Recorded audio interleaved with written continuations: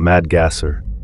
According to a Wikipedia article I found, back in the mid-1940s, a series of disturbing events involving apparent gas attacks occurred in Mattoon. The incidents led to the name Mad Gasser being given to the person or people believed to be responsible. As the story goes, victims reported smelling strange odors in their homes, after which they experienced symptoms such as paralysis of the legs, coughing, nausea, and even vomiting. Fortunately, no deaths were involved. Over a 2-week period, more than 24 gassing incidents were reported, along with numerous sightings of the suspected assailant. This resulted in local newspapers running alarmist articles, fueling public concern, leaving a lot of people puzzled as to who was behind them.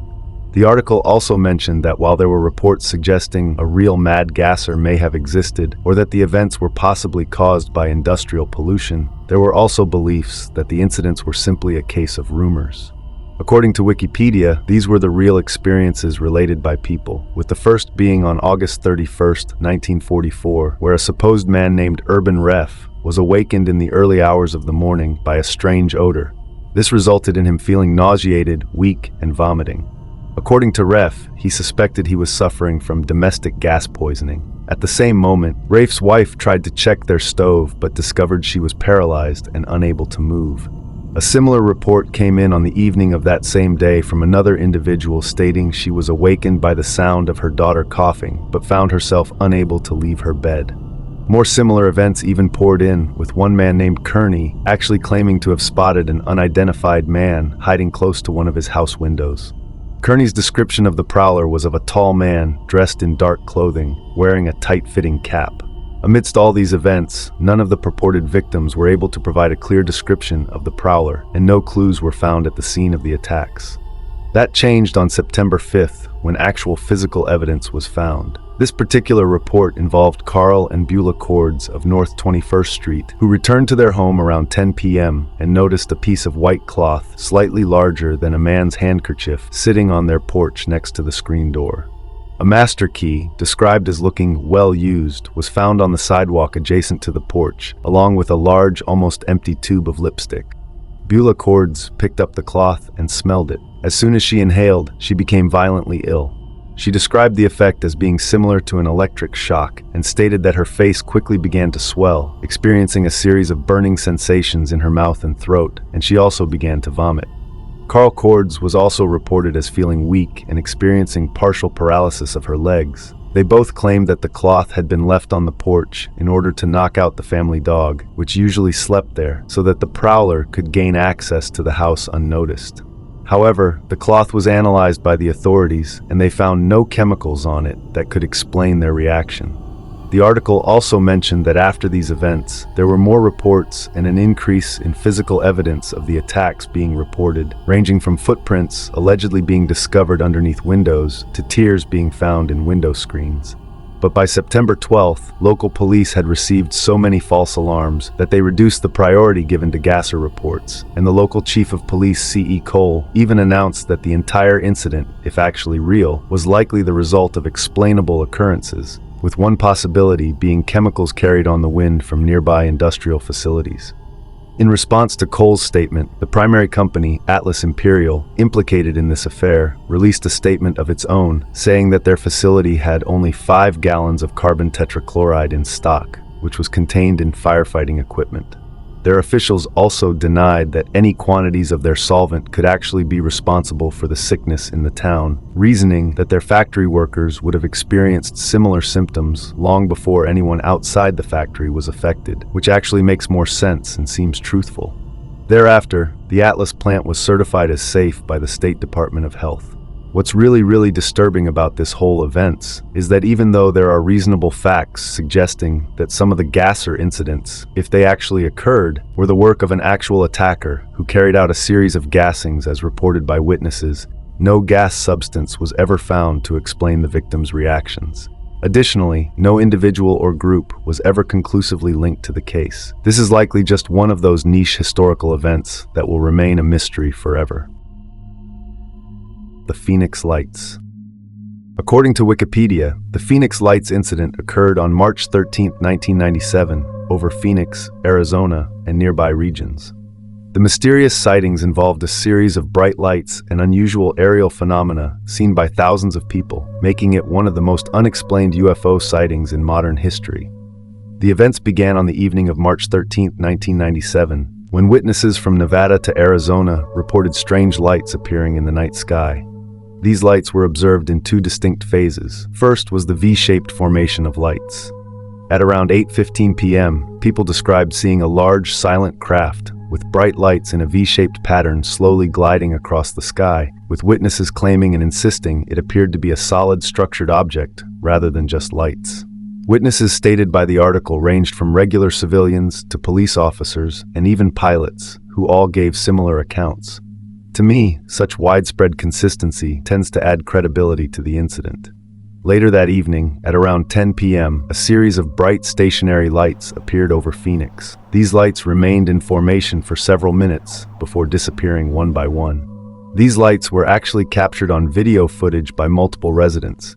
Now, in comparison to normal aerial activity, such as commercial planes or military exercises, the V-shaped formation and the silent nature of the craft were extremely unusual, and the stationary lights did not in any way, shape, or form resemble typical flares or aircraft lights.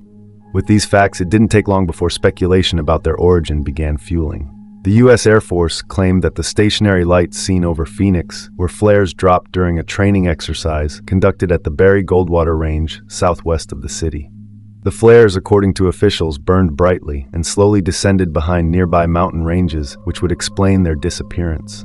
However, skeptics argue that flares do not account for the earlier V-shaped formation, which was seen across a vast area and described as a solid object by many witnesses. Many other witnesses maintained that the V-shaped formation was part of a huge, silent craft, unlike any known aircraft. This led to theories that the object could be an experimental military craft or an extraterrestrial UFO. As with any other strange and disturbing events, the Phoenix lights attracted widespread media attention and public interest. Residents became eager for well-reasonable answers, but the lack of a clear explanation made it even more disturbing for residents and everyone who had encountered or heard about it. The article also stated that the governor of Arizona at the time, Fife Symington, initially treated the incident with humor, holding a press conference where a person dressed as an alien was presented as the culprit. However, years later, Symington admitted that he had seen the lights himself and described the event as otherworldly. These were Symington's exact words. "I'm a pilot, and I know just about every machine that flies. It was bigger than anything that I've ever seen. It remains a great mystery. Other people saw it, responsible people. I don't know why people would ridicule it." In finalizing my research, while the stationary lights have been attributed to military flares, no official explanation has fully accounted for the earlier V-shaped formation witnessed by thousands of people, and this might remain a mystery. The Phoenix Lights incident remains one of the most disturbing and unexplained aerial phenomena in history. The Voynich Manuscript. The Voynich Manuscript is one of the most mysterious books in history, containing handwritten text, bizarre illustrations, and strange symbols, according to Wikipedia. It is a 240-page book made from calfskin and has been radiocarbon dated to the early 15th century, between 1404 and 1438. According to the article, the Voynich manuscript does not resemble any known language, ancient or modern. The symbols look like letters, but they do not match any alphabets we are familiar with. It has no direct connection to Latin, Greek, Chinese, or other established writing systems. In addition to the strange text, the manuscript includes colorful illustrations divided into several sections, each with its own theme. One of the sections, known as the botanical section, contains drawings of plants that do not exist in the real world. While many historical texts feature drawings of plants for medical or scientific purposes, the plants in the Voynich manuscript appear fantastical and do not match any known species.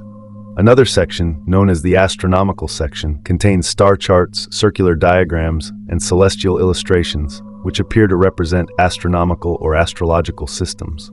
The next section, called the biological section, features weird human figures, often naked, interacting with complex systems of pipes, tubes, and baths.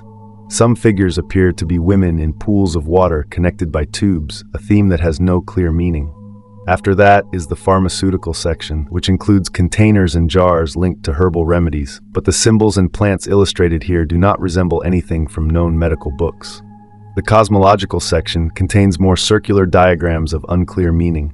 One large foldout, called the Rosette's Folio, spans 6 pages and shows a diagram that looks like 9 islands connected by paths. They seem to include castles and possibly a volcano.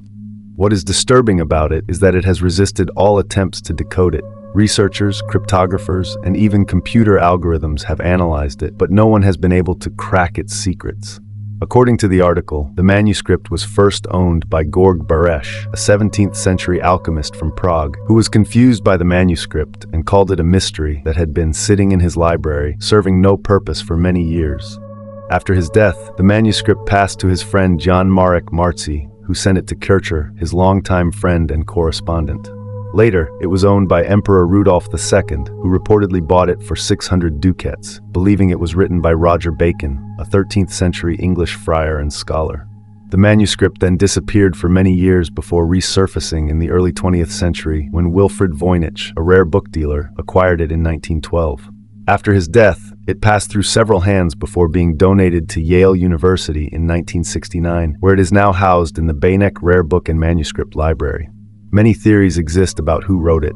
Some suggest John Dee or Edward Kelly, who lived in the 16th century, might have created it. Some even believe Voynich himself made it as a hoax, but tests show the materials are from the 1400s, making this unlikely. Unlike other historical mysteries, the manuscript is not a single page or fragment. It is a complete book, carefully created with a clear structure, even if its purpose is unknown. Whether it was a secret code, a lost language, or an elaborate creation meant to confuse, the Voynich manuscript continues to puzzle researchers and will likely remain unsolved forever. L-8. In another Wikipedia article I found, the L-8 was a U.S. Navy blimp that was part of the Airship Patrol Squadron 32 during World War II. On August 16, 1942, for some reason, the airship returned without its crew during a routine patrol off the coast of California. According to the article, the L-8 airship was launched from Treasure Island in the San Francisco Bay at 6:03 a.m. with 2 experienced crew members aboard. The mission involved conducting an anti-submarine patrol near the Farallon Islands after reports of enemy submarines had been detected. According to the article, the crew radioed back that they had spotted an oil slick, a possible sign of enemy submarine activity, and were investigating further. This would be the last communication ever received from the airship. By 8:50 a.m., the L-8 had failed to respond to radio calls. Around 10:30 a.m., people near Daly City, California, reported seeing the L-8 drifting inland at a low altitude. Observers noted the blimp was sagging and appeared to have partially deflated. By 11:15 a.m., the blimp crashed into a house on Bellevue Avenue in Daly City. When rescuers arrived, they were stunned to find the cabin completely empty. The blimp's doors were open, but there was no sign of the 2 officers. The L-8's crew compartment appeared to be completely intact, and all the safety equipment like life vests, parachutes, and emergency gear were still present. The radio was operational, and even the engine was functional. No signs of struggle or damage were found inside the gondola. What became most disturbing about the incident was that there was no trace of the crew members till this day. This left everyone, and even investigators, completely baffled. If the crew had exited the crew compartment intentionally, why hadn't they used the radio or parachutes? If they had fallen accidentally, why was there no sign of their bodies or any trace of them? The Navy conducted an extensive investigation into their disappearance, and several theories were proposed. Some believed that one of the crew members leaned too far out of the crew compartment and fell, and the other went after him in an attempt to save him. Others speculated that a sudden malfunction or change in altitude could have thrown them out, but no malfunctions were found during the investigation. There was also an assumption that the crew abandoned the blimp for unknown reasons. Although this might make sense, but there was no logical explanation for this theory. And despite extensive searches along the California coast, no trace of them were ever found. This event earned the nickname the Ghost Blimp, as it remains unsolved to this day. This incident remains one of aviation history's strangest, most disturbing, and most unexplained events. Dancing Plague of 1518. In July 1518, a strange incident called the Dancing Plague of 1518, also known as the Dance Epidemic, occurred in Strasbourg, part of the Holy Roman Empire. It was a bizarre and disturbing phenomenon where dozens and eventually hundreds of individuals began dancing uncontrollably in the streets. This episode, which lasted weeks, led to physical exhaustion, injuries, and even death. The incident began when a woman, referred to as Frau Trophäa, started dancing uncontrollably in the streets of Strasbourg. Reports suggest she danced for several days without stopping. This inexplicable behavior soon attracted attention, and within a week, 34 others had joined her, also unable to stop their movements. As time went on, the number of dancers swelled to around 400 people, many of whom exhibited frantic and involuntary movements. The article described the participants as moving with an almost desperate energy, unable to control their bodies. Unlike a regular celebratory dance or ritual, this behavior appeared forced and distressing. The dancers would collapse from exhaustion, only to recover briefly and continue dancing. The article indicates that some dancers suffered severe physical harm, including broken bones and muscle injuries, while others succumbed to strokes, heart attacks, or sheer exhaustion. It was claimed that as many as 15 people died per day at the height of the plague. What makes the dancing plague even stranger and disturbing is how it deviated from normal human activity, and the cause was unknown. People typically do not engage in prolonged physical exertion, especially to the point of death, without an external cause. At the time, doctors decided that the best way to help the dancers was to let them keep dancing until they were cured. They set up halls where people could dance, with musicians and strong helpers to support them. Sadly, many believed the dancing was a punishment from God, so they started dancing on purpose to cleanse their sins. This forced the council to ban public dancing eventually. Various theories have actually been proposed to explain this incident. One of the most popular theories is that the incident was a case of mass psychogenic illness. During this period, Strasbourg and the surrounding region faced severe hardships, including famine, disease, and social upheaval. Such stress may have manifested in physical symptoms, with the dancing serving as a collective release of psychological tension. Another plausible theory was ergotism, caused by consuming ergot-contaminated grain. Ergot is a fungus that grows on damp rye. Symptoms of ergotism include hallucinations, convulsions, and erratic movements. This theory gained traction because rye bread was a staple food in the region at the time, and weather conditions then may have been favorable for ergot growth. However, some historians argue that ergot poisoning would have caused seizures rather than making people dance, so it is uncertain to say that might be the cause. Another theory stated was religious and cultural factors. That's because in medieval Europe, Saint Vitus was believed to have the power to curse individuals with uncontrollable dancing as a form of divine punishment. Despite the numerous accounts of dancing and fatalities, no definitive cause was ever identified. This incident remains one of history's most peculiar and disturbing mysteries. Although some of the theories stated provides plausible explanations, none fully account for the scale, persistence, and widespread nature of the incident. Flannan Isles Lighthouse. One of the most baffling maritime mysteries occurred in December 1900 on Island Moor, a remote island in the Flannan Isles of Scotland. 3 lighthouse keepers mysteriously disappeared, leaving behind no clear evidence of what had happened to them. As the story goes, the lighthouse on Island Moor was manned by 3 keepers: James Ducat, Thomas Marshall, and Donald MacArthur. On December 15th, a passing ship, Archtor, noticed that the lighthouse was not operational despite poor weather conditions. Concerned, the Northern Lighthouse Board dispatched a relief vessel, Hesperus, to investigate. When the relief crew arrived on December 26th, they were met with an eerie scene. The lighthouse was deserted, and the 3 keepers were nowhere to be found. They found the entrance gate to the compound and the main door both closed, the beds unmade, and the clock unwound.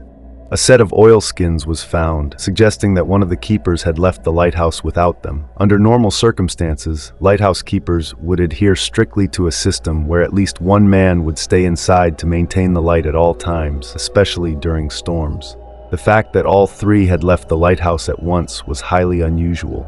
According to the article, Captain Harvey sent a telegram to the Northern Lighthouse Board on December 26th, stating that a dreadful accident has happened at the Flannans. The 3 keepers, Ducat, Marshall, and the Occasional, have disappeared from the island. The clocks were stopped and other signs indicated that the accident must have happened about a week ago. According to the article, a common theory is that the men may have been swept away by a rogue wave while attempting to secure outdoor equipment. Evidence supporting this includes damage to the west landing platform, which suggested extreme weather conditions at the time. It is speculated that the lighthouse keepers disappeared due to a series of large waves. Marshall and Ducat may have gone out during a storm to secure equipment, possibly to avoid fines for losses, and were swept away. MacArthur, who was supposed to stay inside, may have run out to warn or assist them and met the same fate. This theory explains why MacArthur's coat and oilskins were left indoors, but leaves questions about the closed door and gate. Despite extensive investigations and numerous theories, the fate of the lighthouse keepers remains a mystery. While the rogue wave theory remains the most plausible explanation, the lack of definitive evidence means the incident continues to fascinate and puzzle people more than a century later. And like others, this is yet another disturbing historical event destined to remain unexplained forever. The MV Joyita Mystery. In October 1955, a merchant vessel mysteriously disappeared in the Pacific Ocean. When the vessel was eventually found, it was completely abandoned and all 25 passengers and crew had vanished.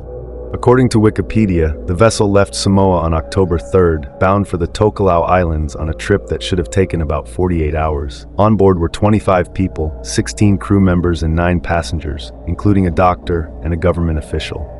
The ship, a 69-foot wooden vessel, was considered reliable, with a cork-lined hull that made it virtually unsinkable. When the vessel failed to arrive at its destination, a search and rescue operation was launched, but there was no trace of the vessel. It wasn't until November 10th, 5 weeks after its disappearance, that the ship was found over 600 miles off course. The vessel was partially submerged and leaning heavily to one side, but it was still afloat. Investigators discovered that the vessel was completely abandoned. All of the lifeboats were missing, and there was no sign of the 25 passengers and crew. A radio was tuned to the international distress frequency. The article also mentioned that the ship's engines were inoperative. One engine's cooling system was damaged, and the other engine's clutch was broken. The interior of the vessel showed signs of disarray, with blood-stained bandages and missing navigational equipment. Curiously, despite being partially flooded, the vessel's buoyant design ensured it remained afloat, leading to questions about what had actually happened. Several theories were proposed to explain the incident. One theory suggested that since both engines were found to have issues, the mechanical failures may have left the ship adrift, causing those on board to panic and abandon the ship. Another theory speculated that the presence of blood-stained bandages and the missing cargo indicated the crew and passengers may have been victims of pirates' attack. Despite extensive investigation, no concrete evidence ever emerged to determine the fate of the passengers and crew or to explain what exactly happened. The missing individuals were never found, and their ultimate fate remains unknown. This incident remains one of the most disturbing maritime mysteries of all time, leaving this case shrouded in mystery forever. Overtown Bridge. The Overtown Bridge in Dumbarton, Scotland, has gained a strange and unsettling reputation. Since the 1950s, the bridge has been the site of numerous mysterious incidents involving dogs leaping to their deaths. This phenomenon has baffled locals and researchers alike, leading to widespread speculation about the causes and earning the bridge a reputation as a dog suicide bridge. Reports say many dogs were leaping from the bridge, falling about 50 feet into the valley. Some dogs survived, but many died from the fall. Several explanations have been proposed for the Overtown Bridge deaths. According to the article, one of the most plausible theories is that the dogs are attracted to the scent of mink that inhabit the area. In 2014, an animal behaviorist conducted experiments and found that dogs were more likely to respond to the scent of mink compared to other animals. Since the bridge sits above a gorge where mink are known to live, it is possible that the scent lures dogs toward the edge, leading to the tragic falls. Another theory states the deaths could be linked to the design of the bridge. The parapet walls are high enough that dogs cannot see over them, and when they leap onto the wall, they might inadvertently jump into the gorge, leading to their death. In finalizing my research, while the theory of mink scent and the design of the bridge provide logical explanations for the strange phenomenon, the exact cause of the Overtown Bridge deaths remains speculative. The combination of environmental, psychological, and possibly structural factors might contribute to the incidents. Regardless of the explanation, the bridge continues to be a source of intrigue and mystery, making it one of Scotland's most unusual landmarks. This is likely another niche historical event that will remain an enigma for years to come.